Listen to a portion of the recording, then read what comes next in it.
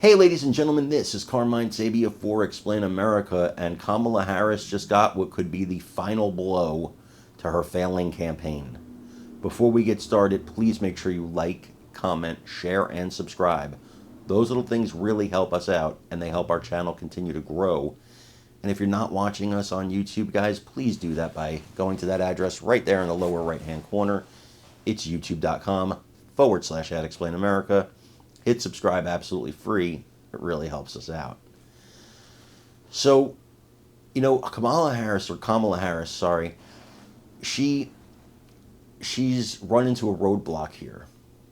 See, her predecessors, after the first George Bush, have all gotten the endorsement of the Teamsters Union. It's a heavily Democrat union. It's always supported Democrat, not always, but pretty consistently supported Democrats. They supported Reagan, they supported Bush, but they pretty consistently supported Democrats since then. And the Teamsters decided they're not going to support any candidate. Now, that is not the monumental shift it would be if they said, yeah, we're supporting Trump, but it's almost as good. It's almost as good. The Teamsters staying neutral. The Teamsters not putting their manpower behind knocking door to door and promoting and campaigning for Kamala Harris. That's massive. And this is something Trump, is celebrating, obviously. But Kamala Harris, she's not celebrating it. No, she's devastated by this. Now, they're bragging today that some local Teamsters unions are saying, we support her. But they did a poll of the actual Teamsters, and it's a landslide in the actual membership support for Trump. And that, I think, is the reason that the Teamsters made the decision they made as a company, as a group.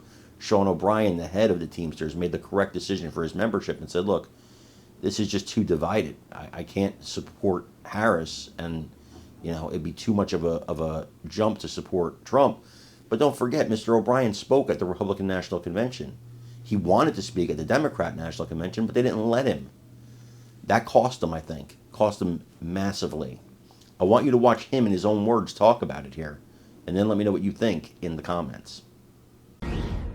I've been looking forward to this interview for some time, especially given the last-minute drama. I'm talking about a chat with Sean O'Brien. He is the Teamsters General President. We've talked to him many times over the years, and he speaks his mind.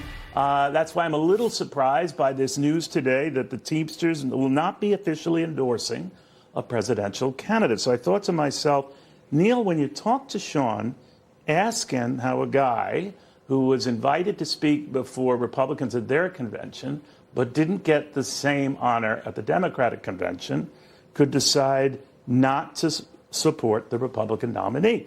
And here he is, Sean O'Brien. Good to have you, Sean. Why not? Why not Donald Trump? How are you, sir?